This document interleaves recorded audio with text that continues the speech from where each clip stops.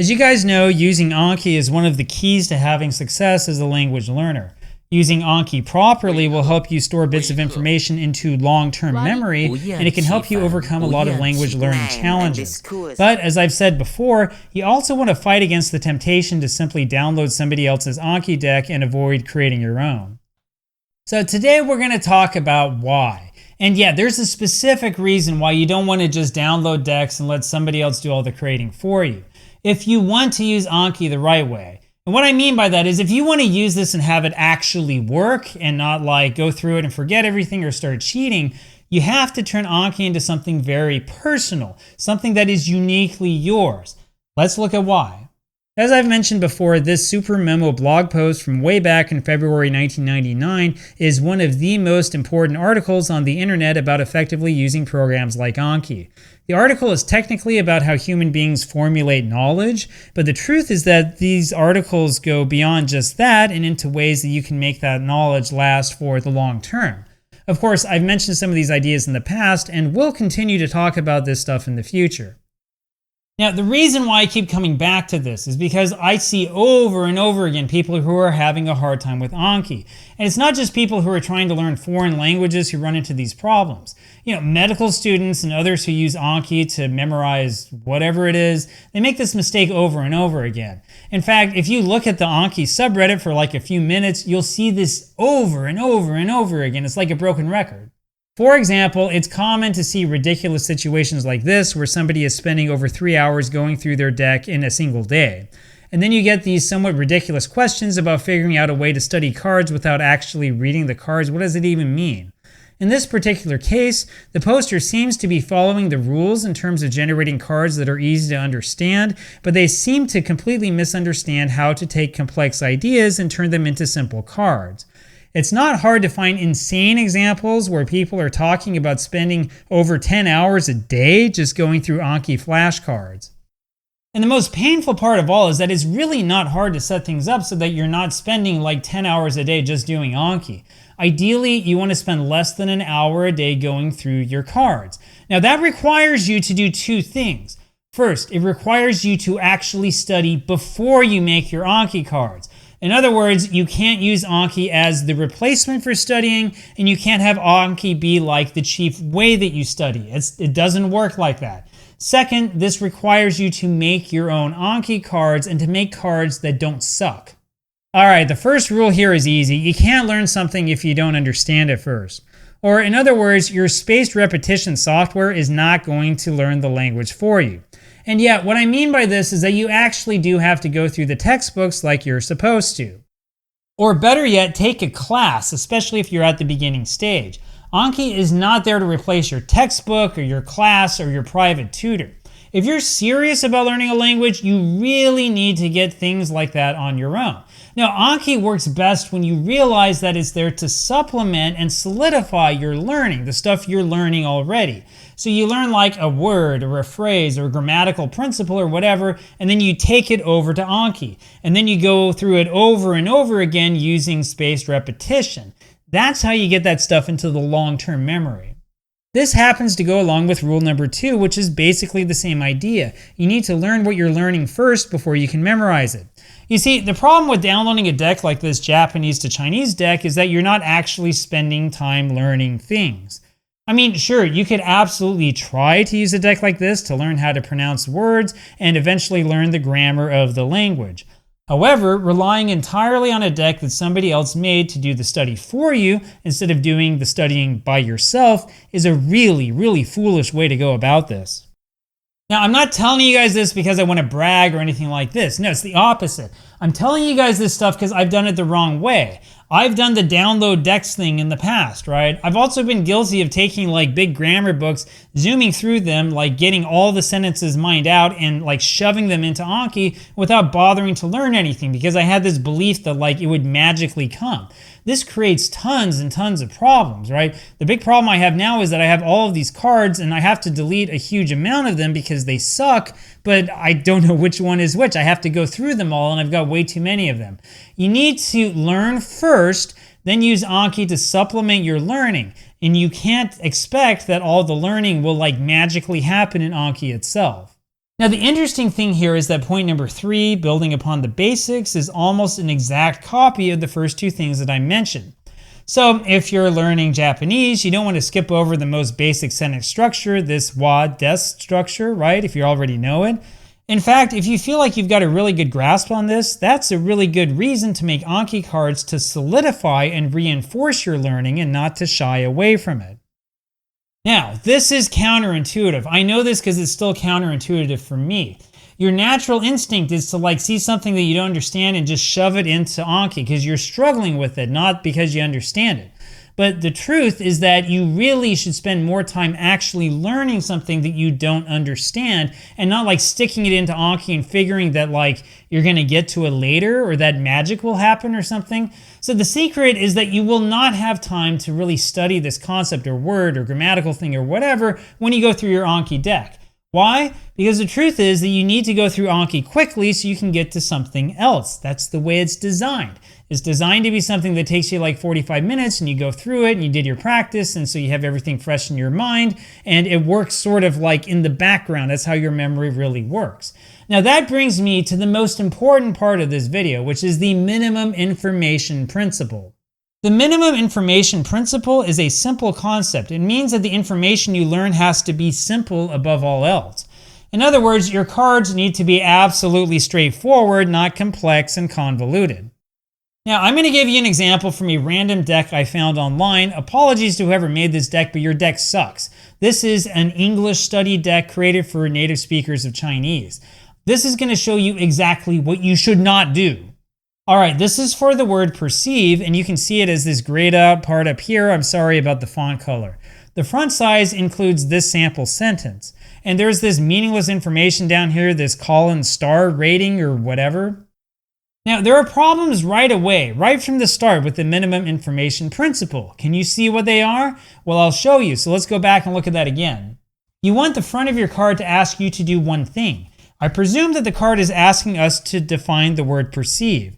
Having this example sentence here might help, I suppose, but it's extra information and it presumes that you understand the rest of the words in this sentence. And of course, they misspelled the word air, which doesn't make me feel great about this deck. Now that right there is a pretty good reason not to use a downloaded deck, right? Even if this approach worked, and it doesn't work, but even if it worked, you would wind up spending hours and hours learning something useless since it's spelled wrong. Anyway, the back of the card is even worse. The back of this card is a convoluted mess. You've got the word perceive up here again, I guess that's fine. You've got the definition in Chinese, which is also fine. And honestly, that should be about it, right? If you're testing yourself on the definition of a word, test yourself on its definition. Don't then add in the example sentences and the pronunciation tests and all that other stuff, right? You want cards that are bite-sized, right? You want to think about you go to the supermarket, you see the little, the dinosaur chicken nuggets or whatever my kids used to like to eat. That's what you want, stuff that's small, that's easy for you to manage. You don't want stuff that's complex and takes you forever. Anyway, we've also got this awful sample sentence here, again with the misspelling. We then have an explanation in simple English. This is followed by another explanation in English. And the second explanation includes a bunch of notes on the Latin root of the word perceive, which is overkill if you're preparing for the GRE or whatever. So, do you see what I mean? If you're using a deck like this and you want to seriously learn everything, you're going to spend at least 30 seconds to a minute on every card. So no wonder some of you guys are taking 10 hours to go through your deck every day. That's a waste of time. This is what I would do. Okay, so first things first, you don't want Anki to be the first place you come across the word perceive. Instead, you want to learn words that you naturally come across as you study. For example, let's say you're reading this WBUR article for some reason or other. Now, the frustrating thing about this article is that they don't repeat that specific word perceive anywhere, but you get my point. The point is that you want to learn things that you come across. You don't want to learn a list of words that somebody else came up with. You want to see that word in its context. You want to get a feel for how it's used. You want to get a feel for how frequently you see it, right? This happened to me all the time, right? I was learning Korean. I kept looking up the same words over and over again. Ding, ding, ding. That's a clue. This is probably a frequent word, right?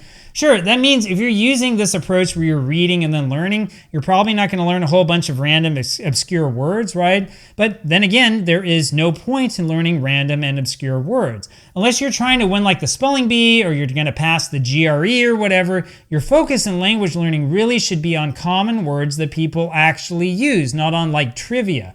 I mean, you only have so much time, right? Now, the second problem here is that you've got these really long English definitions that frankly are useless from an Anki perspective.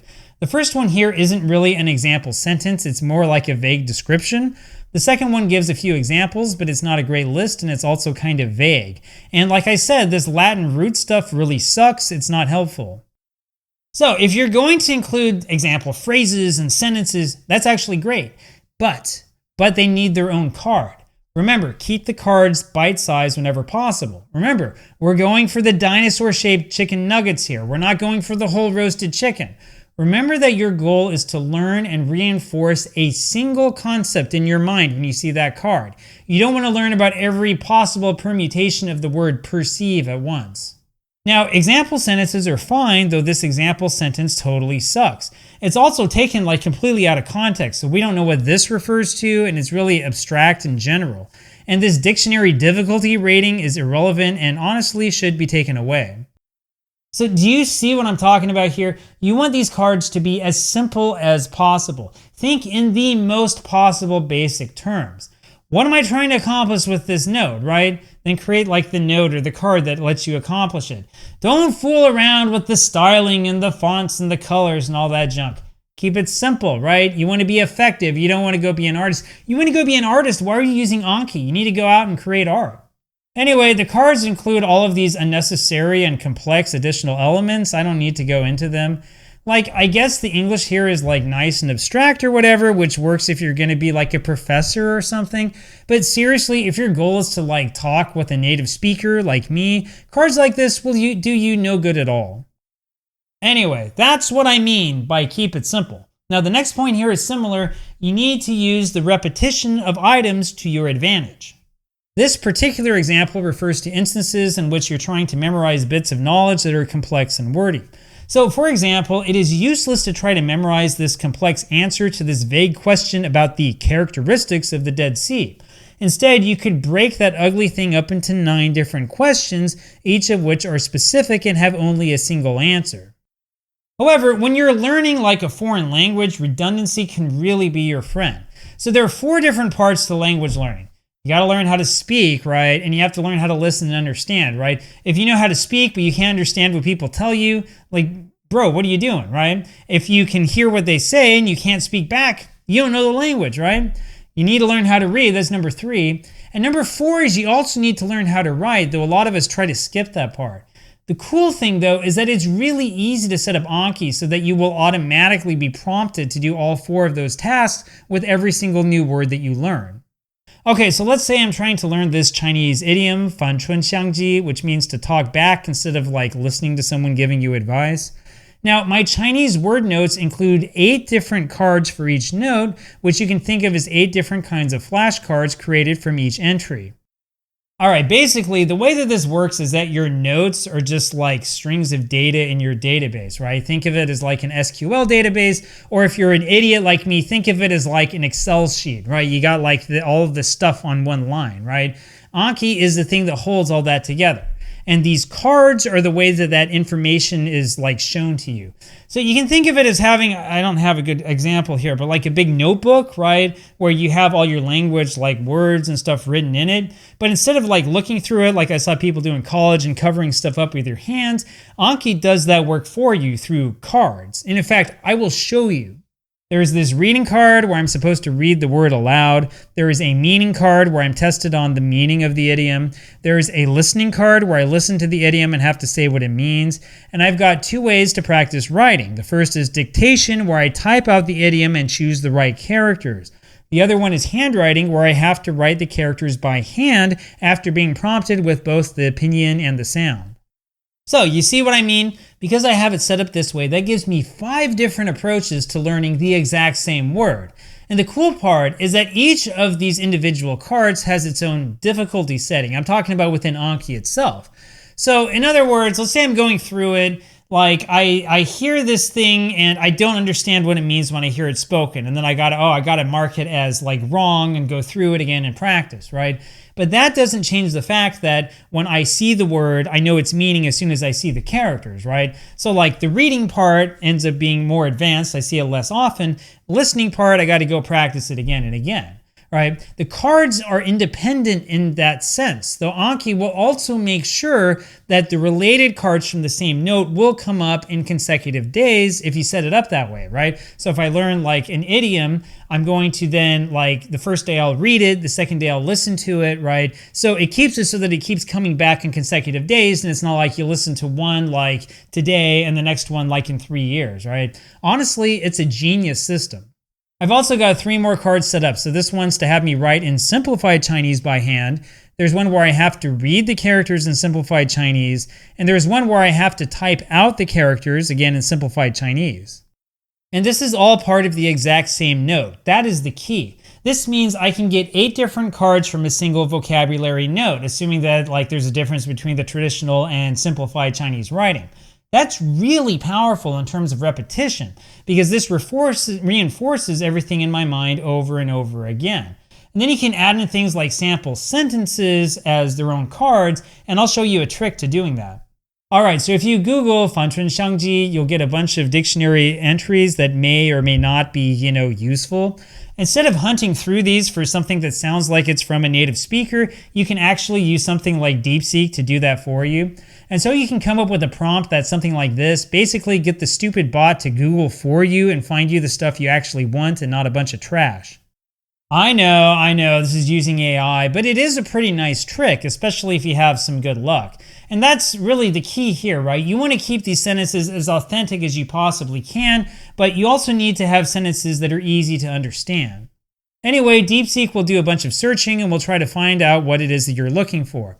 In my case, DeepSeek found a bunch of classical Chinese examples first, which probably are a little bit overkill for Anki since they're not simple, right? It found an example from a Hong Kong newspaper, though that's a little bit contrived. And then there are a few examples from online dictionaries that may or may not be helpful. But wait, stop. Don't get excited and start making notes for all of these sentences.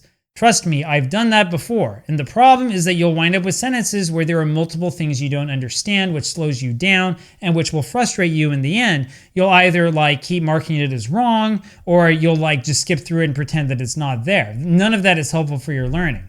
You want to make sure that the sentences are simple enough for you to understand everything except for that word you're targeting, right? Every single card should test you only on one thing, right? In other words, you need to make sure you understand the rest of the sentence aside from that one word that you're trying to learn. In this case, I would use this first sentence here since I can naturally understand everything else aside from the idiom. Perhaps you are different and would prefer like this third sentence, which I think would also maybe be a good fit. Now do you see what I mean by making it personal? So the same thing applies to going through novels and movies and other stuff to like mine sentences.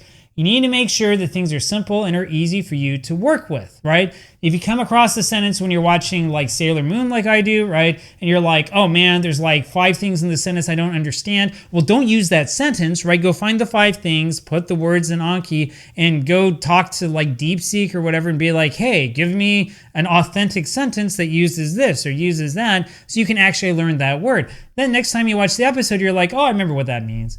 Anyway, I can't stress this point enough. In fact, I will show you what happens when you do this wrong. This came to me this morning while I was doing my Anki study, and it's embarrassing, so I'm going to show it to you guys.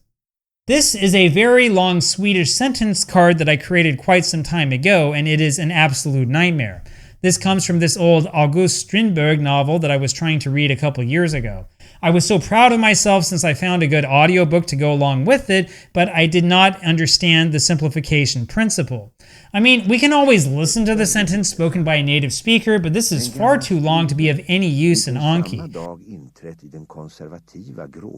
I mean, even this English translation is just way too long. Look, if you fill your deck with stuff like that, you're going to spend hours a day just trying to get through it. So you've got to fight that temptation. Anki is not magic. It's not like, oh, I don't get this. I put it into Anki. Ha ha ha, I got it now. No, you only want to add meaningful stuff that is also bite-sized. And you need to cut out all the crap. I mean, seriously, even my definition for that Chinese idiom is way too long for Anki.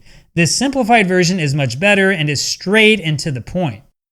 Anyway, there's one last point I want to make. I know that a lot of you want to use the foreign language to define the word in that language, right? I strongly advise against doing that. You need to focus on making this as easy as possible for you to learn, not on trying to somehow force you into using and learning the foreign language, right? You want to know how things are and you want to learn it precisely, and you also want Anki to go by quickly. If you're spending over an hour on your Anki deck every day, you're doing it wrong. Seriously, the rest of the 20 rules of formulating knowledge are just riffs off of the first few. For instance, what I just showed you was an example of how to optimize wording so that your card doesn't suck. You should also do other things like personalize the cards. For instance, you should make it so that they easily make sense to you, or make cards from your favorite show or movie or whatever. And like I said earlier, redundancy really is your friend. But above all else, if you learn nothing else from this video, make sure that the notes are legitimately your notes. Guys, you gotta stop with the downloading decks from other people. And for goodness sake, don't be an idiot. Don't go pay money for Anki decks. Don't go pay money for freaking Glossica. Stay away from the scams. Don't do that. You got money, you wanna learn the language, go get a private tutor who's a native speaker of the language, right? You guys, you've been doing it wrong all along. When you start using Anki the right way, you'll realize that it's a lot easier than you ever thought, and it's a lot more powerful too.